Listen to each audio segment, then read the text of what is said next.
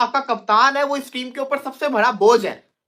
उसको ये एहसास नहीं है कि वो क्रिकेट जिसको कहते हैं ना, जब खेलने आते हैं वो आते साथ आउट होके चले जाते, पूरी भारत की टीम के ऊपर प्रेशर आ जाता है, पूरी भारत की टीम के ऊपर प्रेशर आता है। तो सामने रियलिटी है ना कि अगर आपका पाकिस्तान का ओपनर अब्दुल्ला शफीक है आउट होके जाता है, मैं पता मैं कितना गुस्सा चढ़ता है। हमने कहा निकालो उसको, निकाल दिया फाइनली। अच्छी खासी इंडिया ने इस सीरीज में जीत के साथ विक्ट्री जिसे कहते हैं ना हासिल की थी पहले टेस्ट मैच के अंदर। जबरदस्ती रोहित शर्मा को लाया गया, जबरदस्ती उनको कप्तान बनाया गया और फिर उनको ओपनिंग भी दे दी। अब एक जो ओपनिंग जो चीज है ना वो बड़ी इंपॉर्टेंट चीज है।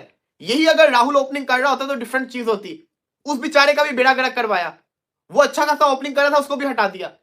रोहित शर्मा ने अपने जिसको कहते हैं ना ईगो के लिए पूरी इंडियन टीम का बुरा हाल करके रख दिया, क्योंकि जब आपका कप्तान, जब आपका ओपनर पे आते साथ ही आउट होके जाएगा तो फिर आप कुछ भी कर लो, फिर आप जीत सकते ही नहीं हो, आप जीत सकते ही नहीं हो। और यही रियलिटी है सामने कि आते साथ ही रोहित शर्मा आज फिर काफी सारी बॉल्स भी खेली, सेट भी हो गए, लेकिन पैट कमिंस के हाथों 8वीं दफा आउट हो गए। जब रोहित शर्मा आउट हो गए तो फिर जो एक रोल था, देखो ना इंडिया का रोल क्या था कि रोहित कप्तान जाएगा, अटैकिंग क्रिकेट खेलेगा, पहले सेट होगा, फिर अटैकिंग क्रिकेट खेल के एक चेस की तरफ इंडियन टीम को लेके जाएगा। जब आपका कप्तान ने सेट हो गया उसके बाद अटैकिंग क्रिकेट खेलने के बजाय वो आउट होकर चला गया, तो वहीं से ही मैच जो था सारा नीचे चला गया। उसके बाद फिर राहुल गया, फिर विराट कोहली को तो समझ नहीं लग रही ना, वो बाहर के बॉल के ऊपर आउट पे आउट पे आउट होता जा रहा है। विराट कोहली को इस चीज की समझ नहीं लग रही। Mitchell Starc super bowling, PAT Cummins super bowling, और भाई शान मसूद सीखो पैट कमिंस से कि जब 8 विकेट गिरी हो तो फील्ड कैसे रखते हैं। एक भी फील्डर बाउंड्री पे नहीं था, सारे के सारे मुंह के ऊपर चढ़े हुए थे। ये होता है attacking cricket, you miss I hit, इसको कहते हैं अटैकिंग क्रिकेट।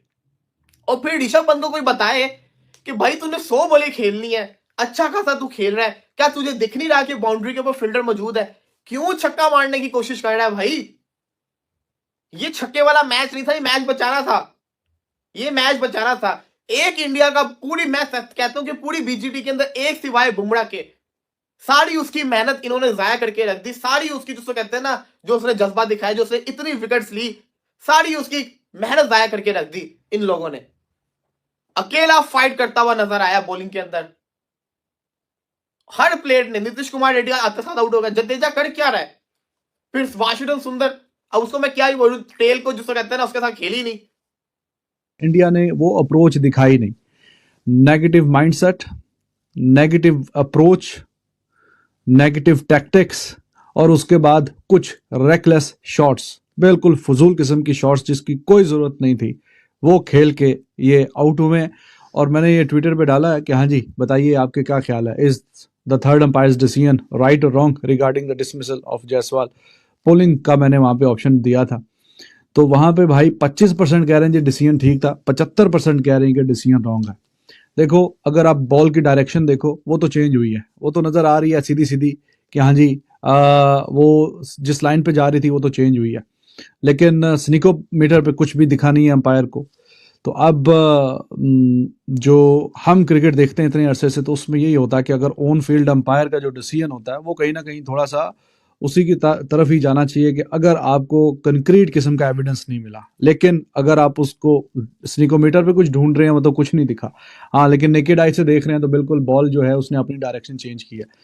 चलें वो तो डिसीजन है ही बीच में कि हाँ जी कंट्रोवर्शियल है या नहीं है, वो आउट था या नहीं है, वो तो डिबेट चल ही रही है, लेकिन सिर्फ उस एक शॉट की वजह से इंडिया ये मैच नहीं हारा, ये तो आपको भी पता है। ये मैच इंडिया हारा है उस पोजीशन से कि जहां से ये मैच हारना नहीं चाहिए था। एक सेशन में 7 खिलाड़ी आउट हुए। सवाल ये है कि जायसवाल को क्या जरूरत थी वहां पे वो शॉट खेलने की, what was the need of that shot, कोई थी? ऋषभ पंत को क्या जरूरत थी वो शॉट खेलने की?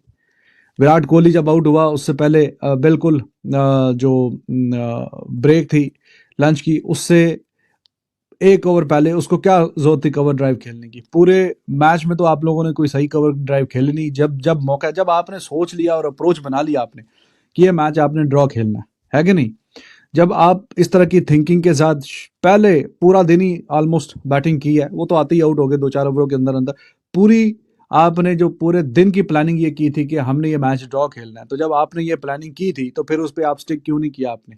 फिर आपने उससे क्यों हटके अजीबोगरीब तरह के शॉट्स खेलने की कोशिश की?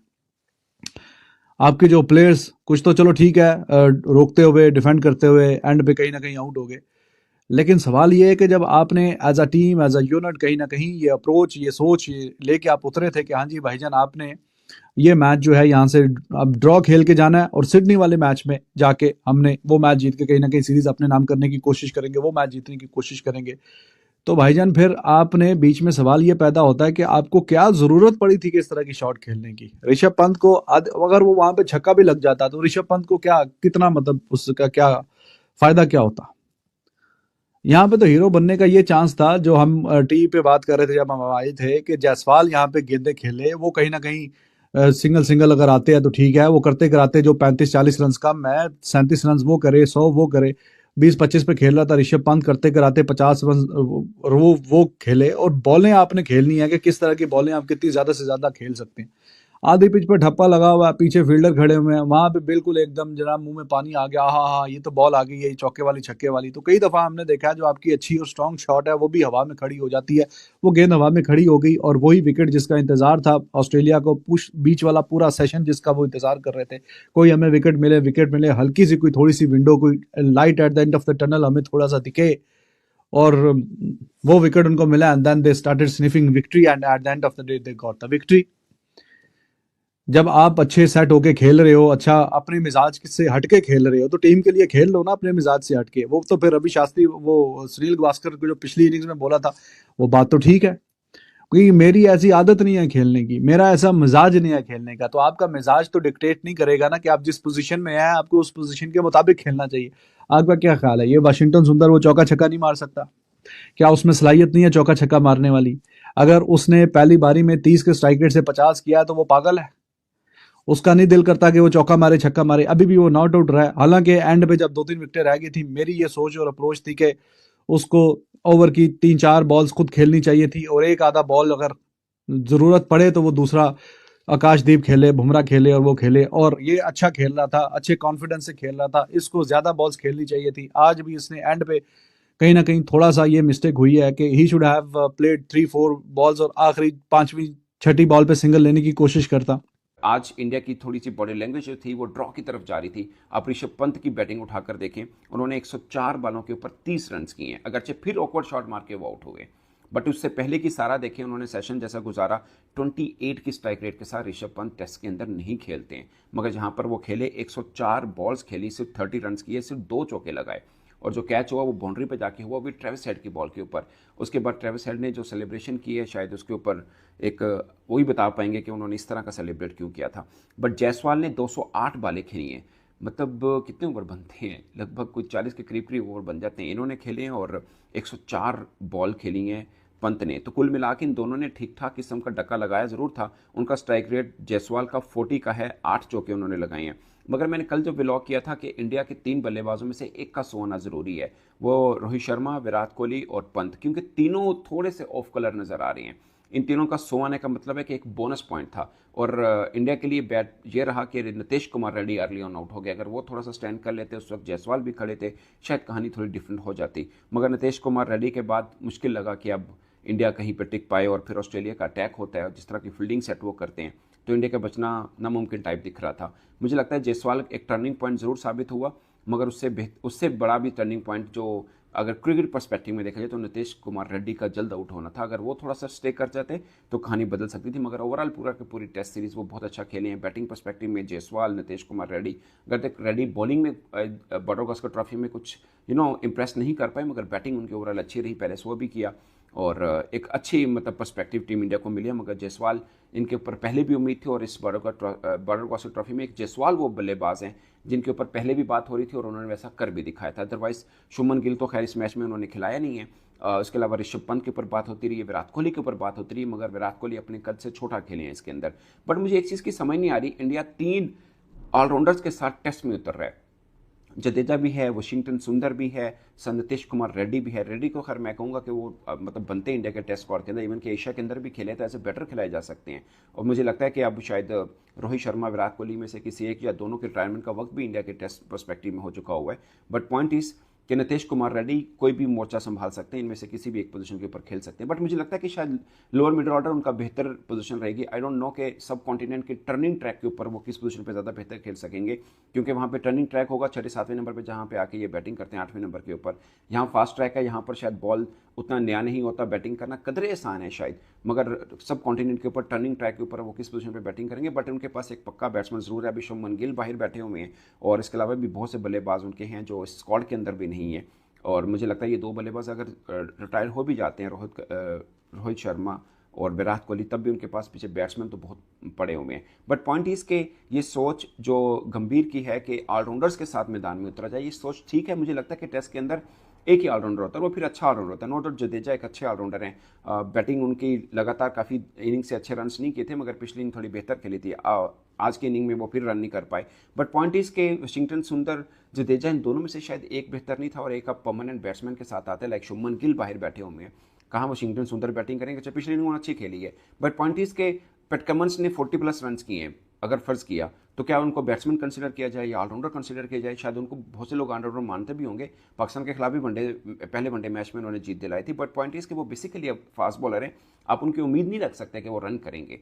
ऑलराउंडर हैं, कुछ होते हैं जो अच्छे ऑलराउंडर होते हैं टेस्ट के अंदर, अगर वैसे हैं तो कोई मसला नहीं है, जैसे जैक कैलिस हुआ करते थे, दीगर भी बहुत से बड़े बड़े नाम हैं। इवन इनके पांड्या को आई डोंट नो कि वो टेस्ट में क्यों नहीं खिलाते, मुझे लगता है वहाँ खिलाना चाहिए उनको। हार्दिक पांड्या को एक अच्छी बॉलिंग ऑप्शन मिलती है, एक अच्छी बैटिंग ऑप्शन मिलती है, शायद इंजरी से बचने के लिए उनको नहीं खिलाते। बट अगर आपको ऑलराउंडर खिलाना है तो हार्दिक पांड्या बेस्ट ऑलराउंडर हैं, बैटिंग करते हैं, पूरा धक्का लगाते हैं, शॉट भी अच्छे करते हैं। आई गेट्स के टेस्ट में उनको ट्राई आउट कर लेना चाहिए था यहाँ पर, क्योंकि सेना कंट्री में वो फास्ट बॉलर के तौर पर भी काम आ सकते थे, बैटिंग भी उनकी अच्छी है। आई डोंट नो कि वो किस पर्सपेक्टिव में उनको नहीं खिलाते हैं।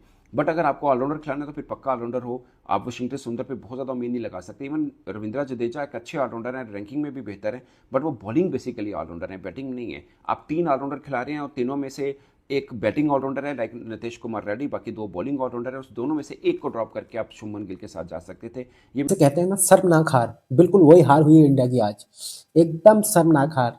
7 विकेट एक सेशन में, 2 सेट बल्लेबाज खेल रहे हैं और 7 विकेट आउट कर लिए ऑस्ट्रेलिया ने।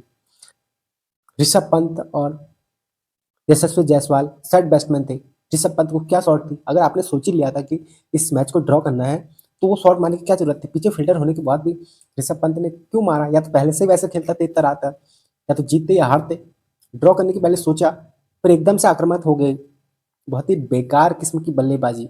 हालांकि जायसवाल ने तो बहुत अच्छी बैटिंग की, लेकिन विराट कोहली और रोहित शर्मा, विराट कोहली बार बार एक ही शॉट में, बार बार एक ही शॉट में, ऑस्ट्रेलिया मीडिया, पूरे ऑस्ट्रेलिया मीडिया ने उसको परेशान किया था, जोकर बोल दिया था। तो वो विराट कोहली कहाँ गया है जिसे थोड़ी सी कंट्रोवर्सी होती थी वो अपने बल्ले से जवाब देता था? तो 2018 में इंग्लैंड के खिलाफ किया था उसने। वो विराट कोहली कहाँ गायब हो गया? विराट कोहली कहाँ गया वो जो अपने बल्ले से कंट्रोवर्सी का जवाब देता था? जो गेंद पे वो आउट हो रहा, बार बार वही आउटसाइड, बाहर बाहर बल्ला फेंक के कवर ड्राइव मारने की। मैं क्यों मारना हो रहा है कवर ड्राइव, जब तेरे को पता है बार बार उसी शॉट में मैं आउट हो रहा हूँ, उसमें क्यों मारूं बार बार? एक जसप्रीत बुमराह, वो लगा हुआ है, हार नहीं माननी। लेकिन ये बल्लेबाज विराट कोहली, वो भी लगा हुआ है, मेरे को इसी तरीके से आउट होना है, इसी तरीके से आउट होना है। जसप्रीत बुमराह की पूरी मेहनत पे पानी फेर दिया, एकदम पानी फेर के रख दिया पूरी जसप्रीत बुमराह की मेहनत पे। एक जसप्रीत बुमराह लगा हुआ था जीत पे और एक जसप्रीत जायसवाल।